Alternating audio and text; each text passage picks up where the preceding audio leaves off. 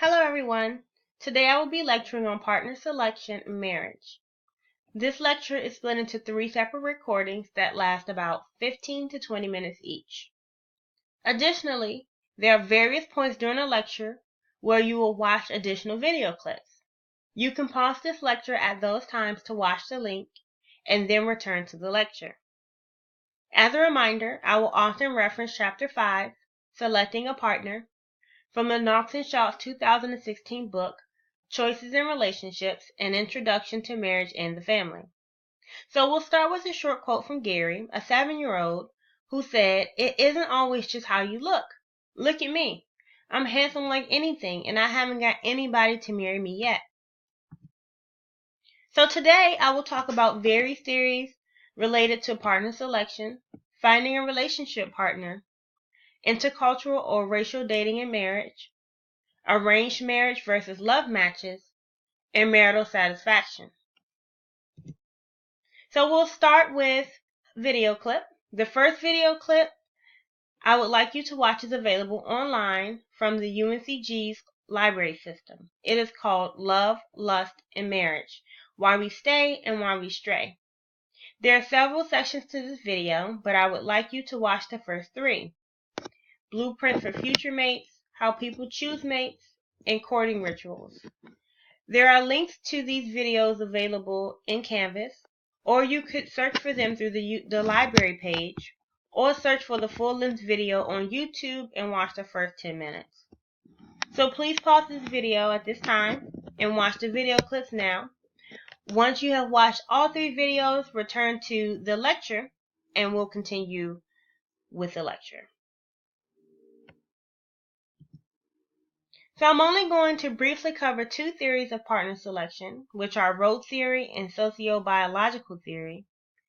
But Chapter 5 in Knox and Schultz 2016 book, again, Choices in Relationships, An Introduction to Marriage and the Family, covers several others. So beginning with role theory emphasizes the idea of modeling, such that parents serve as models for the potential mate selection of their children. Knox and Schultz talk about how a child will model their same-sex parents' choices, meaning the partner they select might be similar to their opposite-sex parent. So, for example, a woman may seek out a partner that is similar to her father, and a man may seek out a partner that is similar to his mother. This is similar to the idea that the first video segment you watched discussed. So then moving on to the sociobiological perspective, the sociobiological perspective was also mentioned in the film segments we watched and will be mentioned repeatedly throughout this lecture. It taps into the idea of natural selection, what type of mate selection we will have the best chances to increase multi-generational survival or survival of the species. This theory suggests that men are most focused on physical attractiveness of women because that is an indicator of healthy procreation. The theory also asserts that women are more interested in other qualities of a man, such as economic stability, that will help offspring grow and live healthy lives. So now I'm going to talk about finding a lifetime relationship partner. I will talk about freedom versus constraint, which includes endogamy versus exogamy, the marriage squeeze, and the marriage gradient. Then, I will also be talking about some personal qualities that influence finding a relationship partner. So first, freedom versus constraint in dating and mate selection. There are considerable social pressures that shape our choices. So you may think that you can choose anyone to have a partner, but there are actually a lot of different factors and some constraints for who we may choose to date or marry.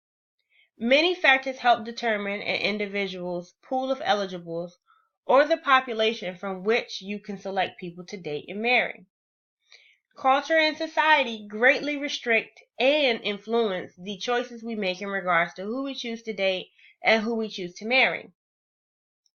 So, for example, until recently, same-sex marriage wasn't legally recognized which is reflected in societal disapproval. So although this has changed, we can still see daily reminders of how a large portion of society does not approve of same-sex marriage. These factors can impact who individuals ultimately choose to date or marry. We are also constrained to select partners who are geographically close or proximal to us. If you're not interested in online dating or maintaining long-distance relationships, you are constrained to find partners who live close to you. So later in this section, we'll talk more about interracial cultural aspects of dating and marriage, including how uncommon it is to have an interracial partnership. Although this is changing and there are more interracial partnerships than there have been in the past, this is another example of how social pressures can shape our choices about relationship partners. Our field of eligible partners is determined by endogamy and exogamy, which are two forms of cultural pressures that function in mate selection. The 2016 book, Choices in Relationships: An Introduction to Marriage and the Family, by Knox and Schultz, outlines how these two things tend to define who our eligible partners are in Chapter 5, Selecting a Partner. Endogamy provides guidelines for marriage within a particular group. So, endogamy is the cultural expectation to select a partner within your own social group.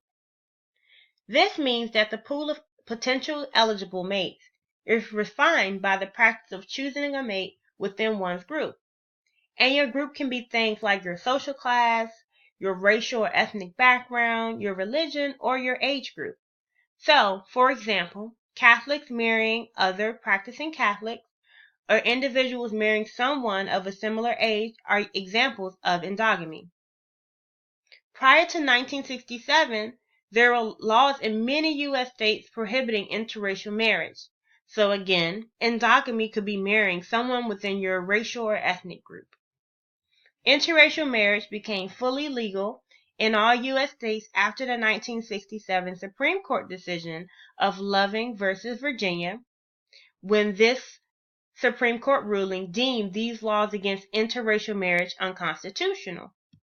This made it legal in all states, although many states had chosen to legalize interracial marriage at much earlier dates, some as early as 40 years prior. Today, although it is not illegal to marry outside of your race, people usually choose mates from groups who are similar in their values, beliefs, and backgrounds. So, moving on to exogamy. Exogamy is guidelines about marrying outside one's kin group. So the most common exogamous norms in the U.S. are those that prohibit us from dating and marrying someone who is a family member. Knox and Schultz describes how there are often laws that prohibit marrying a family member. So in fact, many state marriage licenses require that you verify or prove that you are not related to your fiancé. From a biological standpoint, this is largely due to increased genetic risk of vulnerabilities when mating with a relative. Also, incest taboo is a universal norm, meaning that most societies around the world do not approve of it and actively prohibit incest. So as a recap, endogamy provides guidelines for dating and marrying within a particular group, and exogamy provides guidelines for dating and marrying outside of your own family. So moving on to the marriage squeeze. The marriage squeeze is the situation whereby one sex has a more limited pool of eligibles than the other does, meaning there is a gender imbalance in unmarried males and females. Since World War II, there has been a greater number of women than men who are eligible for marriage. In the 1990s, however, the marriage squeeze reversed itself such that never married men outnumbered never married women. The marriage squeeze can impact relationships. When there are more available men than women, monogamy, so being married to one person at a time or being in an exclusive relationship with one person, and marriage are more likely. So again, when there are more available men than women, monogamy and marriage are more likely. In contrast, When there are more women than men, men have more choices, and monogamy is less likely.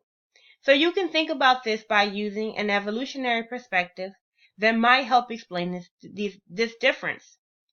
So thinking about procreation and spreading your genes. When there are more women than men, women must compete for men's attention. When there are fewer women and more men, women get to be more selective in choosing a partner, thinking of the investment of raising a child. Men are competing for women, which lead to more monogamous relationships. So here's another video clip that I would like you to watch called The Science of Sex Appeal, Flirting to Find a Mate.